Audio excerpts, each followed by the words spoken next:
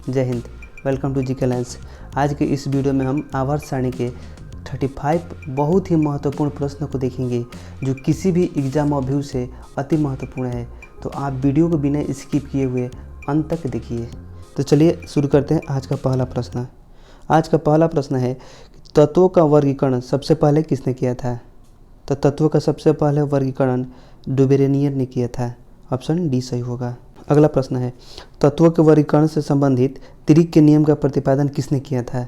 तो इसका प्रतिपादन भी डुबेरेनियर ने किया था, इसलिए ऑप्शन बी सही होगा। प्रश्न संख्या 3 है कि तत्वों के वर्गीकरण से संबंधित अष्टक नियम का प्रतिपादन किसने किया था? तो अष्टक नियम का प्रतिपादन न्यूलैंड ने किया था, इसलिए ऑप्शन सी सही होगा। किस वैज्ञानिक ने सर्वप्रथम आवर्त सारणी का निर्माण किया था? तो सबसे पहले आवर्त सारणी का निर्माण मेंडलीव ने किया था, इसलिए ऑप्शन ए सही होगा। आधुनिक आवर्त नियम का प्रतिपादन किसने किया था? तो आधुनिक आवर्त सारणी का प्रतिपादन मोसले ने किया था, ऑप्शन डी सही होगा। मेंडलीव की आवर्त सारणी में तत्वों के वर्गीकरण का आधार क्या है? तो मेंडलीव के आवर्त सारणी में तत्वों के वर्गीकरण का आधार परमाणु द्रव्यमान था, इसलिए ऑप्शन ए सही होगा। अगला प्रश्न है कि आधुनिक आवर्त सारणी में तत्वों के वर्गीकरण का आधार क्या है? तो आधुनिक आवर्त सारणी में तत्वों के वर्गीकरण का आधार परमाणु संख्या है, इसलिए ऑप्शन बी सही होगा। आधुनिक आवर्त सारणी में वर्गों की कुल संख्या कितनी है? तो आधुनिक आवर्त सारणी में वर्गों की कुल संख्या 18 है, ऑप्शन डी सही होगा। अगला प्रश्न है, आधुनिक आवर्त सारणी में आवर्तों की कुल संख्या कितनी है? तो देखिए, जो लेटा हुआ रहता है उसे हम आवर्त बोलते हैं और जो खड़ा रहता है उसको हम वर्ग बोलते हैं। तो वर्ग की संख्या ज़्यादा होती है। अब ऐसा समझ लीजिए कि जो खड़े लोग होते हैं वो ज़्यादा होते हैं या ज़्यादा दिखाई देते हैं, और जो लेटे हुए होते हैं वो कम दिखाई देते हैं, क्योंकि सभी इसी में कन्फ्यूज हो जाते हैं। देखिए, ये 7 और 18 होता है, तो इसी में अक्सर हम कन्फ्यूज हो जाते हैं कि 7 कौन है और 18 कौन है। तो आप ऐसे याद कर लीजिएगा कि जो खड़े लोग होते हैं वो ज़्यादा होते हैं या ज़्यादा दिखाई देते हैं, तो इसलिए आवर्त लेटा हुआ रहता है तो इसकी संख्या कम दिखाई देगा, यानी कि 7 होती है, और जो खड़े लोग होते हैं वो ज़्यादा दिखाई देते हैं, यानी कि वर्ग 18 होता है। हम ये एक ट्रिक के माध्यम से इसको याद कर सकते हैं। तो इसलिए प्रश्न आपका है कि आधुनिक आवर्त सारणी में आवर्तों की कुल संख्या कितनी है? तो हम इसको बोल सकते हैं कि ये 7 है, तो हमारा ऑप्शन बी सही होगा। अगला प्रश्न है, आधुनिक आवर्त सारणी में तत्वों को व्यवस्थित किया गया है। तत्वों को उनके बढ़ते परमाणु क्रमांक के आधार पर रखा गया है, तो इसलिए ऑप्शन आपका डी सही होगा। किस वर्ग के तत्व को सिक्का धातु कहा जाता है? वर्ग 11 के धातु को सिक्का धातु कहा जाता है, ऑप्शन बी सही होगा। शून्य समूह में रखे गए तत्व किस नाम से जाने जाते हैं? तो शून्य समूह में रखे गए तत्व निष्क्रिय तत्व कहलाते हैं, ऑप्शन डी सही हो जाएगा। सबसे भारी धातु क्या है? सबसे भारी धातु ओस्मियम होता है, ऑप्शन डी सही हो जाएगा। सबसे हल्की धातु क्या है? तो सबसे हल्की धातु लिथियम होती है, इसका भी ऑप्शन डी हो जाएगा। अगला प्रश्न है, निम्न में से कौन सा तत्व सर्वाधिक विद्युत ऋणात्मक होता है?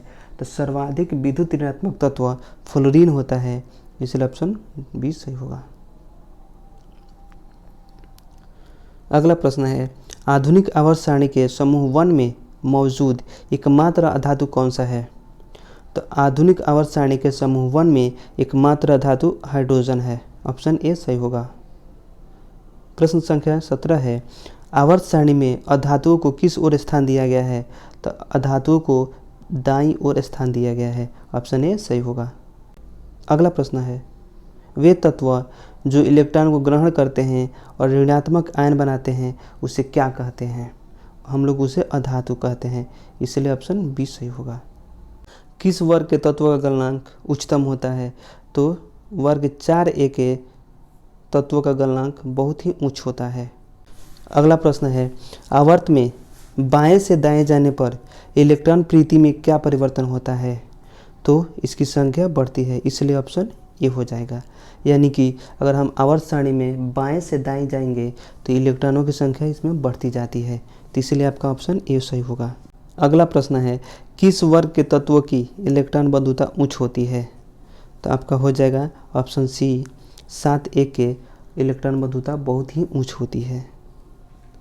अगला प्रश्न है आवर्त सारणी को कितने ब्लॉक में बांटा गया है?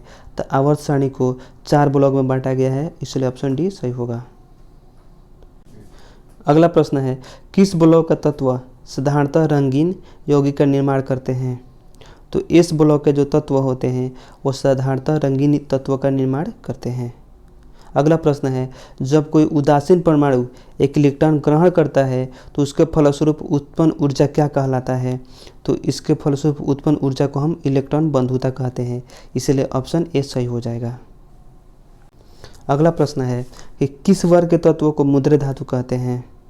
तो मुद्रे धातु हम बी वर्ग के तत्व कहते हैं, इसलिए ऑप्शन सी हमारा सही होगा। अगला प्रश्न है मेंडलीव का संबंध किस देश से है? तो मेंडलीव का संबंध रूस देश से था, ऑप्शन बी सही होगा। अगला प्रश्न है आधुनिक आवर्त सारणी के किस समूह में केवल 7 तत्व ही हैं? तो आपका ऑप्शन ए सही होगा क्योंकि आवर्त 1 में केवल 7 तत्व ही पाए जाते हैं। अगला प्रश्न है किस वर्ग के तत्वों को अयस्क बनाने वाले तत्व कहा जाता है?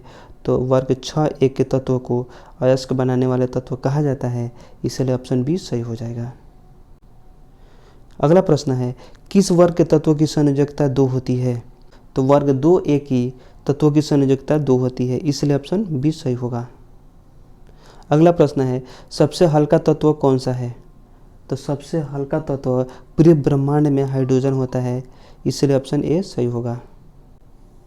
अगला प्रश्न है कि पृथ्वी पर सबसे अधिक मात्रा में पाए जाने वाला धातु क्या है? तो पृथ्वी पर सबसे ज़्यादा पाए जाने वाला धातु एल्यूमिनियम होता है, इसलिए ऑप्शन बी सही होगा। अगला प्रश्न है कि पृथ्वी पर सबसे अधिक मात्रा में पाए जाने वाला तत्व क्या है? तो पृथ्वी पर सबसे अधिक मात्रा में ऑक्सीजन पाया जाता है, इसलिए ऑप्शन ए सही होगा। अगला प्रश्न है प्रत्येक आवर्त का अंतिम सदस्य क्या होता है? तो प्रत्येक आवर्त का अंतिम सदस्य एक निष्क्रिय तत्व होता है, इसलिए इसको हम बोलेंगे निष्क्रिय गैस, ऑप्शन सी सही हो जाएगा। अगला प्रश्न है कि प्रत्येक आवर्त का पहला सदस्य क्या होता है? तो प्रत्येक आवर्त का पहला सदस्य एक क्षार धातु होता है, इसलिए ऑप्शन ए सही होगा। अगला प्रश्न है आवर्त सारणी के दूसरे तथा तीसरे आवर्त में कितने तत्व होते हैं? तो आवर्त सारणी के दूसरे और तीसरे आवर्त में केवल 8 तत्व होते हैं। तो फ्रेंड्स ये रहा हमारा आज का 35 प्रश्न। फ्रेंड्स आपके लिए भी एक प्रश्न है जिसका उत्तर आपको कमेंट बॉक्स में देना है। प्रश्न है कि आवारा तत्व किसे कहते हैं? यदि इसका आंसर आपको पता हो तो कमेंट बॉक्स में ज़रूर इसका आंसर दीजिएगा। मिलते हैं अगले वीडियो में, तब तक के लिए जय हिंद।